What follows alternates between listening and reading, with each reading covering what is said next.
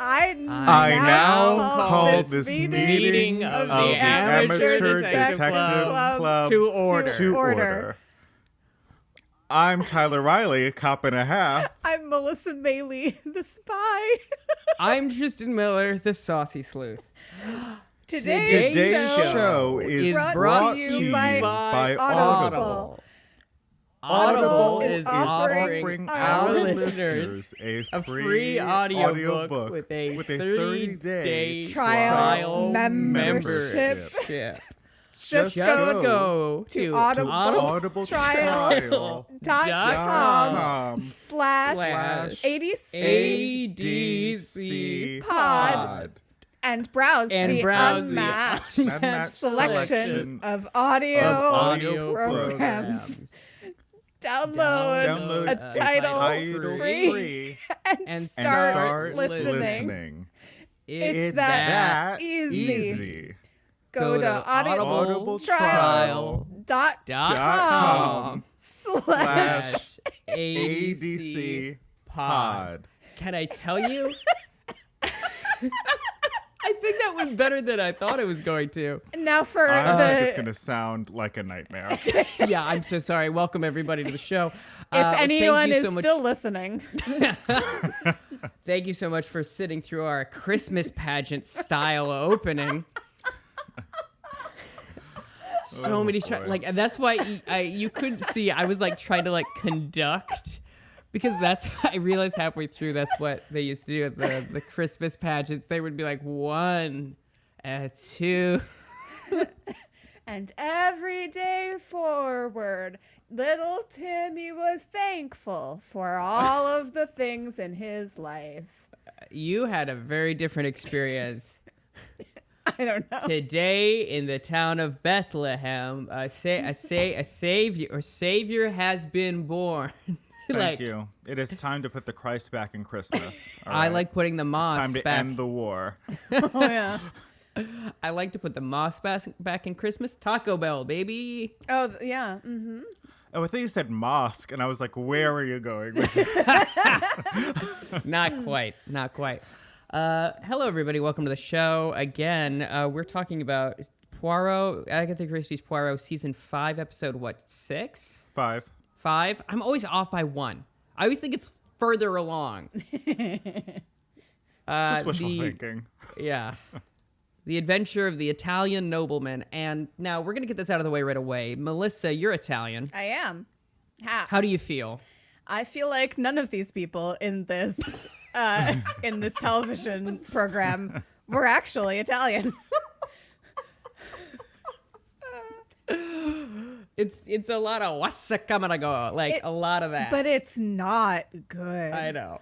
Oh, it's real bad. It's not disrespectful. It's just bad accents. Yeah. With all, acting and accents are hard.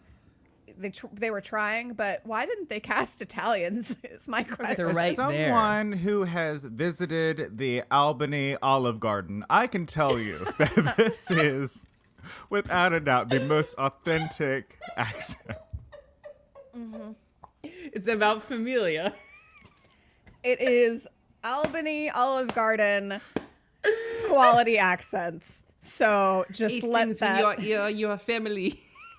do you want to get it family style, Poirot, or do you want individual? Shall we order some apps? You know what? I would go in on those unlimited breadsticks, though. See, the thing about Olive Garden... Oh, we're already here. Yeah, why not? Yep.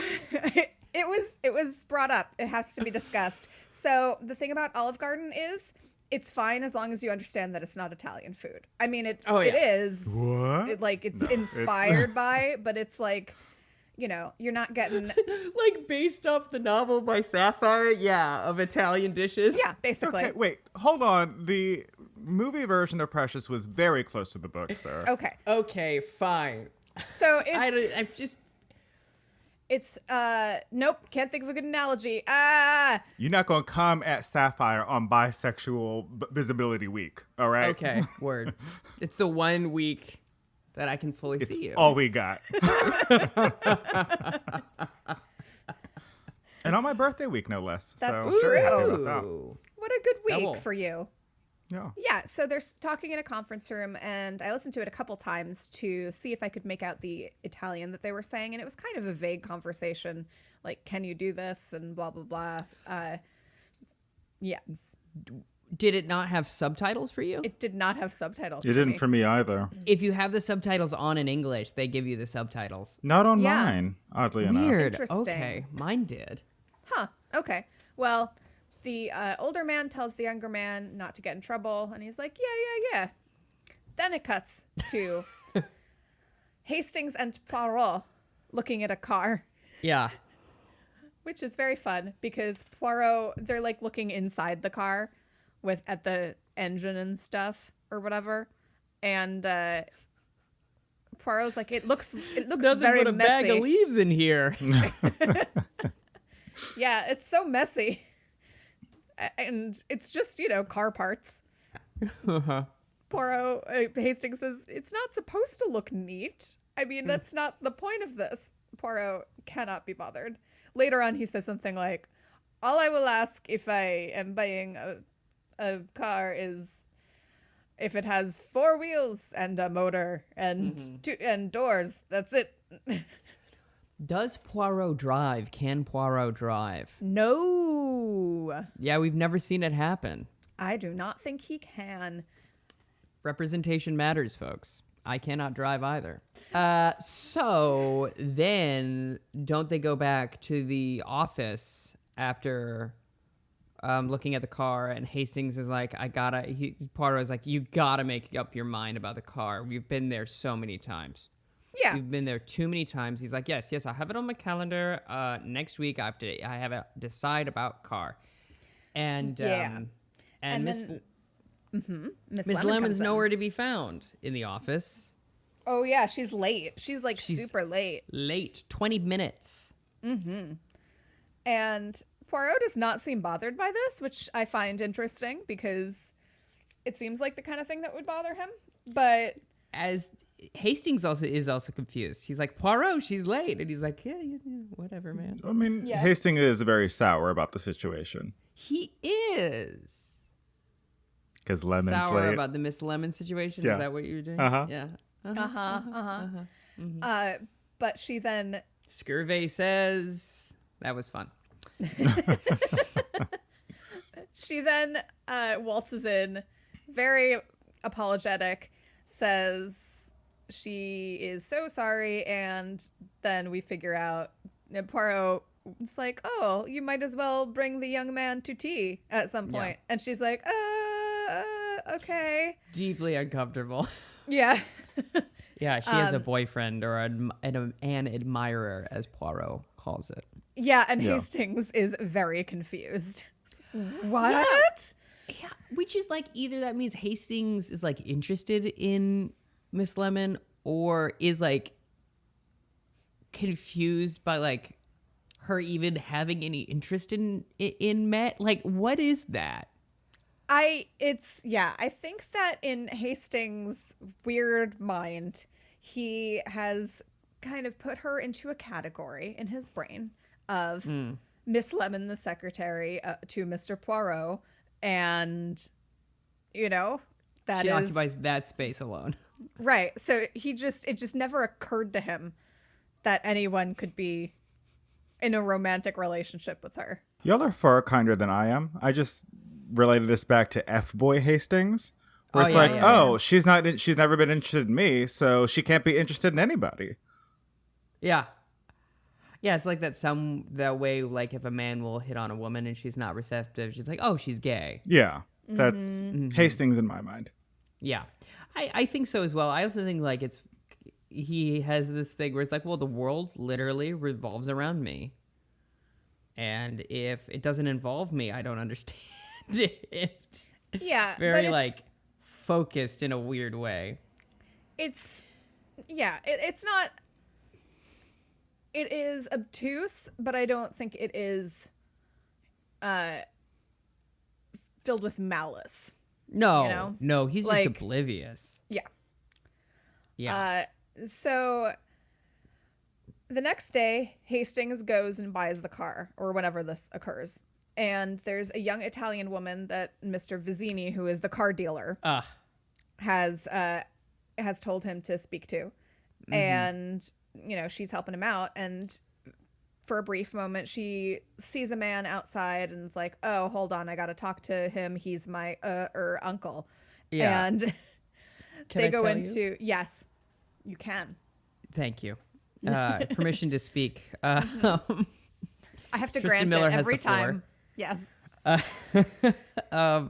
But there's also this weird moment where she comes up to replace the guy he was talking to, and he's like, well, let's see how much she knows about cars. Oh, yeah. And it's like, she works at a dealership, my guy. Yeah, he thinks he has the solution to whatever the concern he has. He's like, this wouldn't work, would it? And she's like, no, you're wrong. Yeah. And he's like, well, but what about? And then she displays an encyclopedic knowledge of exactly what would occur, and she knows exactly what she's talking about. So, it's great. She goes and talks to her uncle. Her uncle. You Quote, can't see unquote. air quotes in the podcast, but I'm making them. I saw She's it in my very good. mind's eye. Yeah. Oh, even though we're on a Zoom call. Yeah. And Yeah, but I you wasn't could- even looking at you, but I could just see it. I'm closing my eyes, and in my mind, I have a vision of Melissa doing little bunny ears. That was a very Always. weird Cat Williams impression. I put my name slip back. Why is she doing bunny? I don't know. I can't engage with that right now. I don't want to get canceled over a bad impression. Now, That would be really a waste. it'd be really funny. Did you hear his terrible cat Willie? They're not even mad about the race thing. They're just mad that it was so bad.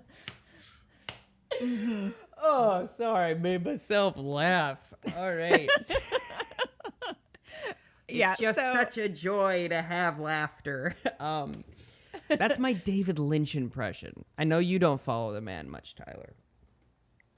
But that is what he sounds like. I have no choice but to believe you, because I'm not going to do the research on my own. No, certainly not. Okay, so she has a fight with her uncle. Like, not a physical fight. They're not punching each other, but they have an argument. They are shouting at each other in Italian.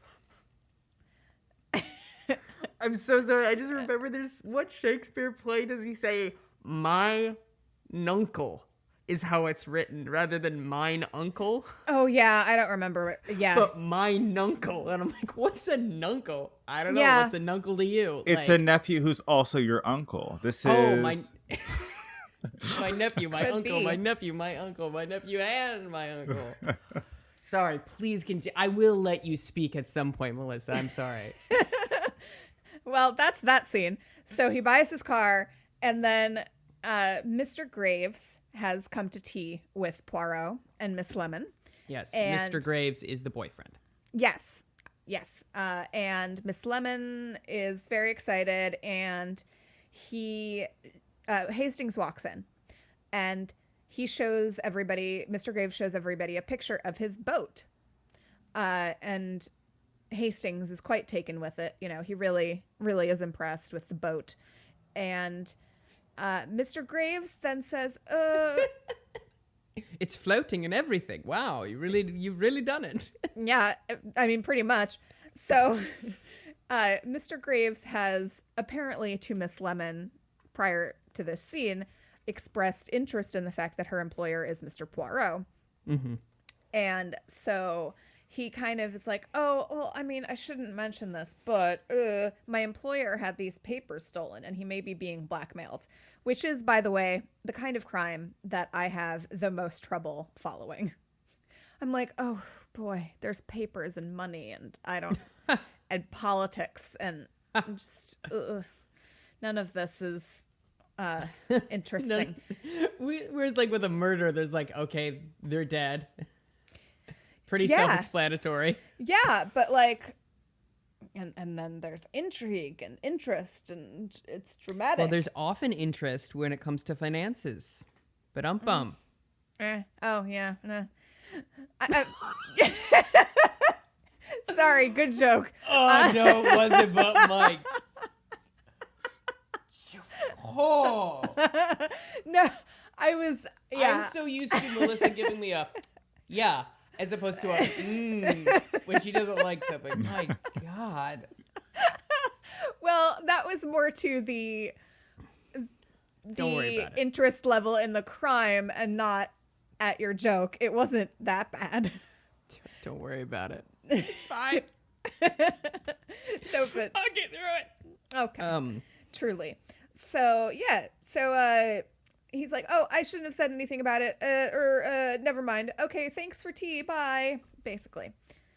And then for some reason, Hastings and Poirot go to dinner with a man who is a doctor that we have not heretofore heard anything from, I don't think. Correct. Right, yeah. But there they are, having dinner, talking about the car. Poirot is bored. And then the doctor gets a phone call. Right. Where he basically, the maid or the housekeeper says to him, describes this phone call as, well, this man called me, said he was Mr. Count Foscatini, and please come quickly. They've killed me, or something to that effect. Yeah. It's like, hold on, in the midst of this murder, I'm going to make a phone call. Which is, I mean, Which pretty honestly, impressive. if more people would do that, I think a lot more crime would be solved. Yeah. You know? Reporting my own murder. Yeah. But like, That's my let's, favorite podcast. you know, let's meet people halfway if we want crimes solved, you know? Yeah. Just gotta- be present enough in the moment.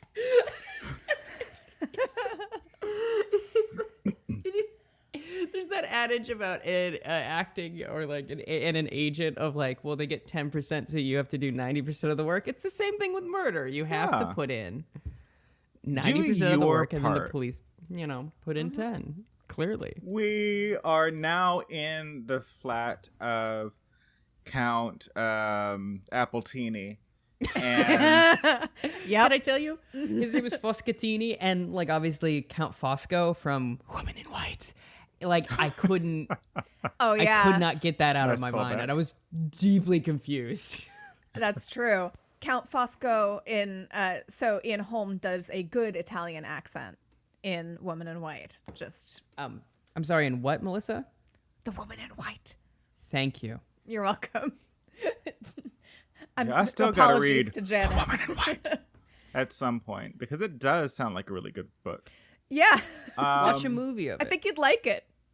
Probably. I liked the soundtrack of the Andrew Lloyd Webber musical, which I found. Oh. But we are in Count Foscatini's apartment, and we hear this low guttural growling. And I was like, ooh, what's happening here? And it turns out it is the loudest cat Yeah. you have ever heard. Yeah, and I was like, I never thought a cat could make that sound, and it quite threw me. Oh Because my like I'm goodness. not a cat person. Like I'm not anti-cat, but I just prefer to be around a dog. Yeah. So like everyone's just kind of like, all right, cat, and like nobody wants to be near it for obvious reasons. Cat Williams is perched there. Leave me alone. This type of cat is a Siamese cat. Mm-hmm. And It is Siamese, if you please. if you Yes. please, and Speaking of racist, yeah, none of the For rest real. of that song. But if you listen to My Favorite Murder, which I know you two don't, but I do, Georgia has a cat called Elvis, who is also a Siamese, and he meows at the end of every episode. And the first time Rich heard Elvis meow, he thought it was a child, like Oh a my human gosh. child meow. Can I give you- Yes. can I give you a fun fact? Mm-hmm. That's not wrong, because cats initially, when they came in contact with humans, heard babies and saw. Oh. And they're mimicking a meow because cats don't meow to each other very often. Right. It's specifically for humans to get their attention. Yeah. Yeah. But I don't know if it's the fact that it's this particular type of cat that is just that loud. But this has been our version of this has been our cat corner. Yeah, not a fan. Also, counterpoint, why would I listen to my favorite murder when I can just commit my own? But from there, we see Hot take. they're going through Count Foscatini's flat, and we find that he is found dead on his desk. And what looked like the most obvious fake blood I had ever seen in my life. And they go to pull this man's head off the desk and not even a mark on his person. And I was just like, what are we doing here? What is Come on. It's season 5. It's like someone like used like colored marker and like colored it in and just had the actor just put his head down for a minute. May well. Yeah. We're back to those low budget several episodes as opposed to big budget. Right, few. right. Yeah, that TV movie season really, really threw a wrench in their plans. I know. They just spent all their budget on the cat. Do you know how hard it is to get a trained cat at a reasonable price these days? I've got to tell you. I didn't know Jap was also a wrangler. I got a deal. I could get you a deal vis-a-vis the trained cat. Also, a real thick cockney will do it as well. Yeah. Yeah, sure. Well, okay. That could be taken very, very different ways. So, they realize he's dead, and they see 2 settings for dinner, right? They do. They see that, and then also there's a big old statue that's like on the ground, and Hastings is like, clearly that's the murder weapon, and Poirot is like, we'll see, and I'm like, there's no blood on anywhere. Right. In fact, so no, it probably ain't that Hastings. Also, of course, he had made this frantic phone call, and he is next to the phone, but the phone is firmly on the receiver. Yes. Why would you hang up? Yeah, why indeed? I was like, that was a really polite murderer. Oh, we honestly don't want the phone bill going up. This is long distance. Oh. I know. So then we meet Tyler's favorite character. Yes. So good. Tell us about him. My man, the chef. So they, Poirot, Hastings, and co. go down to see the chef, and they start asking him about the dishes and what time he cooked, and trying to get information. And the dude's like, "Yeah, like we cleaned those dishes and put them away like hours ago. Like, what do you want us to do? Like, I can't help you." And Poirot is like, they ordered all this food. Like, do you know, like, how much he ate? And he was like, everything was touched. Like, the plates came back dirty. Like, I don't know what more to tell you, my guy. Like, I'm just, what do you, like, I don't just keep, like, an Excel spreadsheet because, first, it doesn't exist at this time. I don't have Microsoft Office on my dishes. What, you think I got a Google suite of it? No! No, mate, I don't.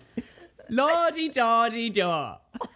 Oh, let me go ask Alexa. And then, like, this poor woman comes Siri, in. what did the master eat tonight? This poor woman who's just been sitting in the corner, just, like, spouting random facts about, like, the weather and, like, whose birthday it is.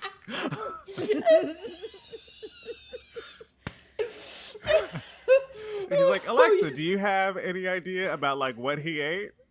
Because I know your guess is as good as mine. For a second, I thought you were talking about a character that I didn't remember. She's like, Alexa, what do you do? And then it just pans over and she's like,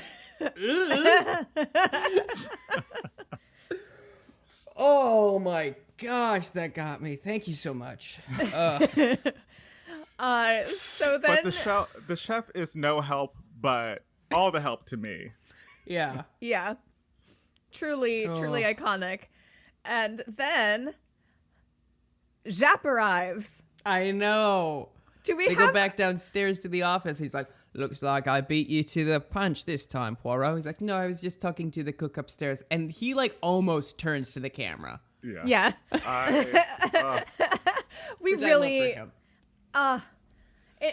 Tristan, in all your free time, I really want a Jap drop, music drop. Just Jap. Ah. What their sandwiches like? There's a nice tidy end to the whole business. And I don't remember what he says, but it's undoubtedly wrong. Oh, Yes. Well, no doubt you can just watch the Just Jap episode that precedes this. This is a crossover episode. Yes, that's right. But Mr. Graves turns up almost immediately after Jap does, I think. Yeah. And it turns out Mr. Graves' boss is Foscatini. And he's the butler.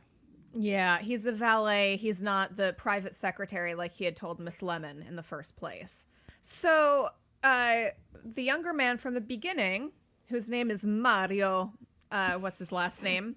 Mario? Ascanio, I believe. Mario Ascanio, I think. Ooh, that's fun. He apparently was there. He is the young man that Mr. Vizzini had given the briefcase to in the first scene. And Vizzini always reminds me of Princess Bride. Yes. Yeah. So it turns out that his boss is Foscatini. And someone had come to see Foscatini the day before, according to Graves. And then the same man had come for dinner that night. Now, Foscatini, we see that he was the same man that was having the argument with the woman at the dealership that she had said was his uncle. So Hastings is like, okay, so this woman's uncle died. We should go tell her. And then we end up at an Italian wedding. Yes, we do. And I do not know how they learned that she was there, but there she was. And There's a lot of this in this episode. There's a lot of like, it's fine. yeah, don't worry about it. We just happen to know. So they go find her and they tell her, your uncle, Count Foscatini, has died. And she doesn't seem sad. She does seem pretty frazzled. And she's like, I have to go tell. Okay, thank you. Bye. And she goes and whispers to Mr. Vizzini, who is also at this wedding, where there are a gazillion people. Y'all are familiar with the concept of like play cousins. Play cousins? That's a no. Like people who aren't actually cousins, but they just hang around. Yes. Yeah. Yes. Yeah. Okay. Yeah. Like Great. Everyone's my uncle. Yeah. Mm-hmm. Yeah. Yeah. So that's what reminded me of this particular scene, because they're saying, your uncle passed, and she's like, my uncle. And they have to like reiterate like, oh, Count Foscatini. And she's like, oh, my uncle. Yeah. And it's I like, believe oh, you this is mean- like my actual uncle, as opposed to like my play uncle. Oh, yeah. I believe you mean my nuncle. That's what a nuncle is. Yeah. Yeah. A faux nuncle. But I She think seems that too young to have a nephew. I think that in this case, it was not even that. I think it was just a man that had business dealings that she was like, we're related, so don't worry about it. Like she was saying he was her uncle to put off Hastings from like wondering more about, the argument that they had. Yeah, I think she was telling a fib also. Yeah. So they're agitated about that. And then I wrote in my notes the note political nonsense. Because I didn't care what was happening. God bless. I mean, we hear about like Foscatini was something to do with the Italian government and blah, blah, blah, blah. He's part of like the same, once again, Count Fosco, part of that same sort of like international brotherhood thing. And he's worried about making Mussolini mad because he's involved with anti-fascist groups. I thought that was Vizzini. That maybe it's both of them, but I think they're both involved with the anti-fascists. Yeah. And they don't want to make ruining things again. I know. And they're at one point he says Papa Mussolini, and I was like, ooh, yeah. That's gonna be my new Twitter profile. There's only one Papa in this world, and that is Papa Poirot. Papa Poirot. Yes, it's true. I need Kenneth Branagh to say that in Death on a Nile. Papa Poirot. Preferably to Gal Gadot's character. Yes. See, that's what I'm used to. Look, I'm here for horny Poirot. I've been very vocal about this. I know. You have. I was here too. So it turns out that Graves had, I already said that he had exaggerated his position to Miss Lemon. So Ascanio, the man who had dinner with Foscatini, is nowhere to be found. He has split. He has gone away. He is making a run for it. Yes, Ascanio, the man who had dinner with Foscatini, is gone. And Miss Lemon finds out that Foscatini is an alias. That was not his real name. Real quick, can I just say that please. Mario abscondioed? Uh-huh. Am I right? He did.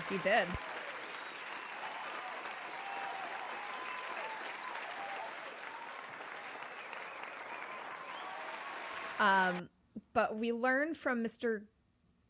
Graves, maybe, that Ascanio had said, no, it's a random person wanders into Poirot's office, and I don't know who this person is. I did not figure this out.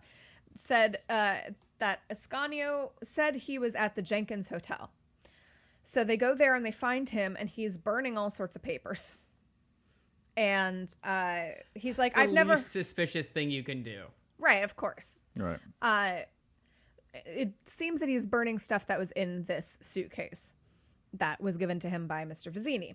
And he's like, I don't know anything about this place that you're talking about. And then they find the name of the place on some of the papers in the fire that he was burning.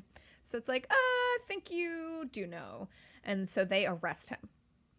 But the thing is, Poirot isn't satisfied because he does not seem to have any sort of real motive about Jap is like, no, this guy's part of organized crime or whatever. He's a bad guy, so that's enough for me. I mean, that's motive enough. You know, all these people, they just get into this sort of thing. Yeah, Jap always thinks it is whatever is simple, obvious, and doesn't, oh, we got someone arrested, taking care of it. All done. Typical police. All right. Typical police work. Super great.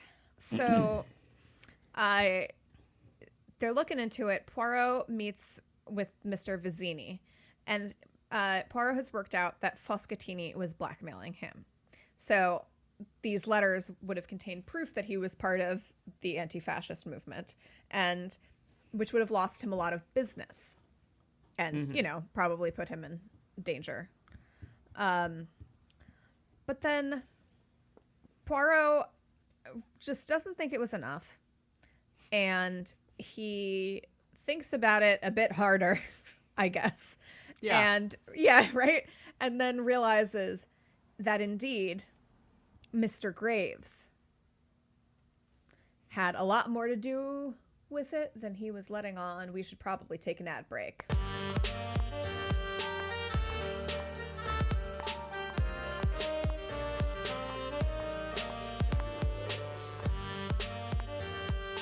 everybody, thank you again for listening to this episode. You can go to scavengersnetwork.com, check out all the great content there. Usual plugs we do are historical hotties, spooky spouses. It's because the ones they're easy enough to remember because they're alliterative. Also a Newsies Minute, which sounds just deeply fascinating, and I still need to get on that. But yeah, they also do live streams on their Twitch channel. Go check them out there. You can go to teespring.com/themill with hyphens in between to check out our merch. We got some there. It's in the show notes. So I made it easy for you. Oh, how nice of you. Just Tristan. do it. Just click the link. Thank you, I will. Melissa, don't get... What? I don't know. As Mark Wahlberg once said, what? No. Not me. Oh, I can't click the link? I thought It I was actually, supposed to if you click try the to link. click the link, Melissa, it will start a virus on your computer. Oh, no. But 'Cause not for everybody else, just for me. No, because I know your, IP and Okay. Right. your internet provider number or whatever it is. That's it. Yep. Well, there's no us and virus. Hold on. Wait a minute. Oh, sorry. No I and virus. Yeah, Got yeah. it. There's no way to do it. There's no me. I'm sorry. What? Anyway, my segment's done. So you can find us on social media at ADC Pod on Twitter, Instagram, and Facebook. We also have a Facebook group called the Amateur Detective Club. And if you answer those questions, we'll let you in. And that is... Oh, rate, review, and subscribe would be also very lovely. 5 stars is customary. And anything less than that, maybe keep it to yourself. Buongiorno. I am the dialect coach from this episode of Agatha Christie's Poirot. And I'm here to tell you to subscribe to the ADC Pod Patreon. For as little as $10 a month or less, you can contribute to this wonderful podcast. Visit patreon.com/theADCpod.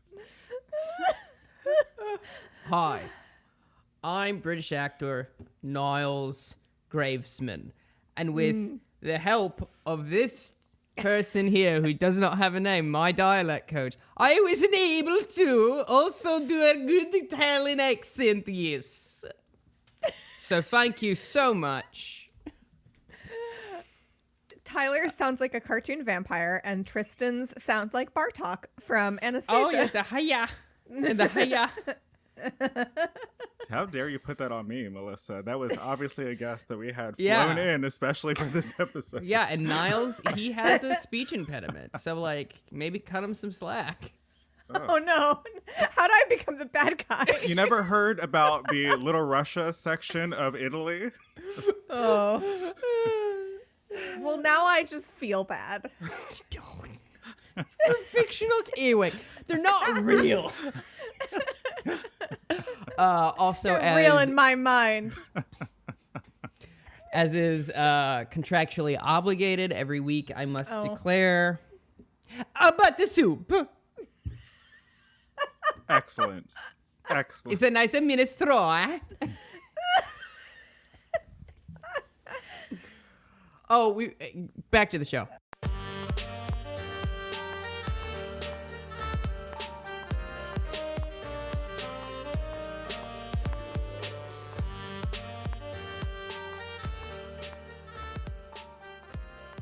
Then Poirot works out that, in fact, the Italian embassy has... Here's a thing I missed. The Italian embassy denies knowing anything about this man. Yeah. Foscatini.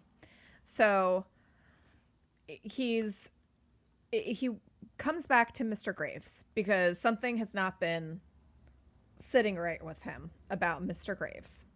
And he realizes that indeed the food had been ordered after he was already dead. after Foscatini was already dead, and put out by Mr. Graves, and Mr. Graves had killed him and then placed the phone call to the doctor. So they go on this wild car chase. Full Mr. Toad. Okay, sorry, real quick. Can I just say, like, this is quite possibly, like, my favorite murder, because according to this theory, he kills him before dinner and then eats both the dinners. Oh, yes. And, like, Nothing tag like yourself, that's me.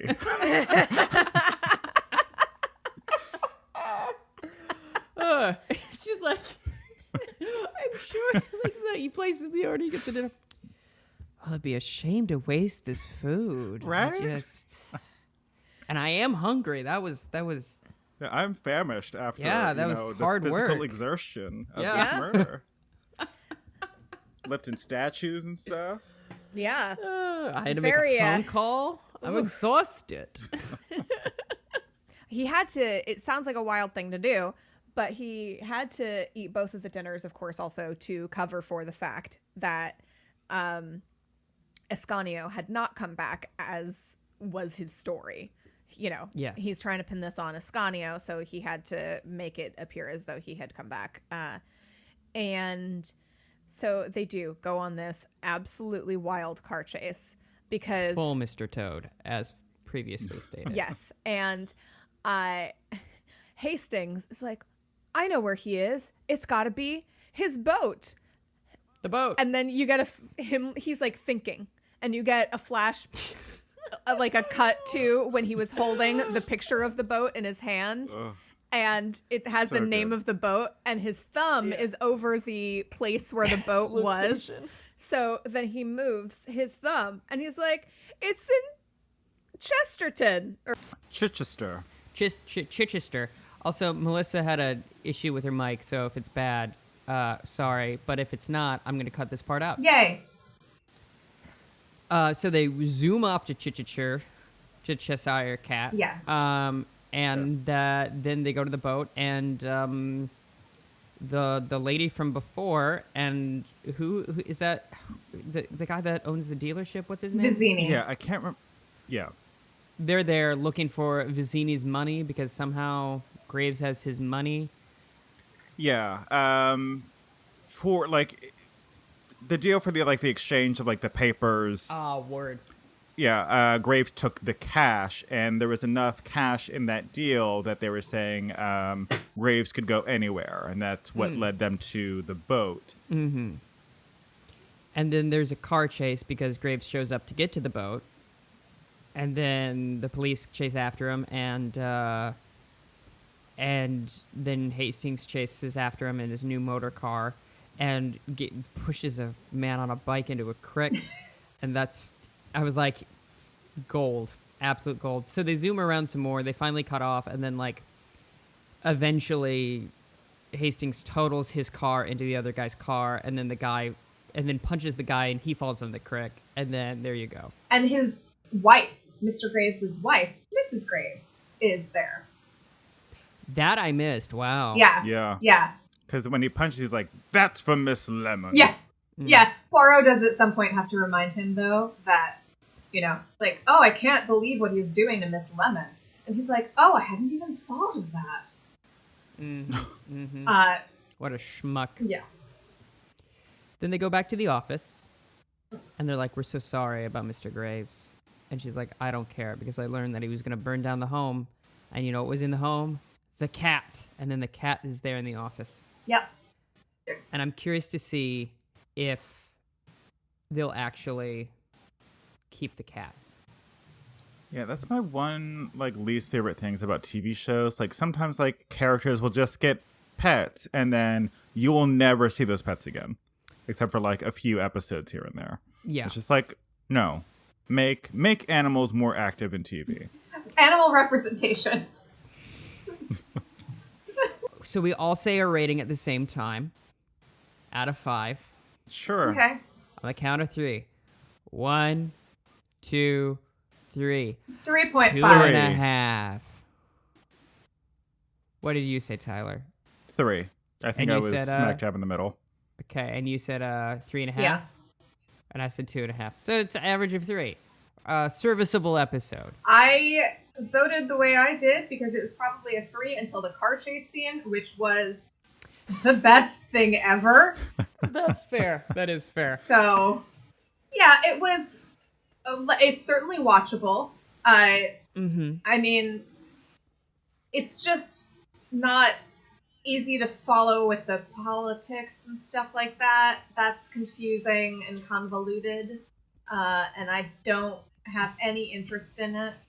But the murder is kind of interesting, and the chef is great, and Yeah. A+ car chase I'll say this. I believe it's based off of a short story that we read. and that we listened to, and it's also complicated, but it's a little bit more. There's more time to flesh everything out. So I think this was a difficult thing to adapt. True. Tyler, general thoughts? Yeah, I mean, it was tricky to follow for me. But yeah, I love the chef, love the growling cat, love the car chase. Great. Those are the highlights that I enjoy as well. I also like getting a little bit more with Miss Lemon. I thought that was very nice that we got to see a little bit more of Miss Lemon. Absolutely. And like what she's doing. And she gets called Felicity like 4 times. And I was like, oh, it's so nice that she has a first name. Yes, indeed. We got to do it in unison. We do. Right? We have to. I now call this this meeting meeting of of the the Amateur Amateur Detective Detective Club. to a club. to or close. Perfect. Gavel sound.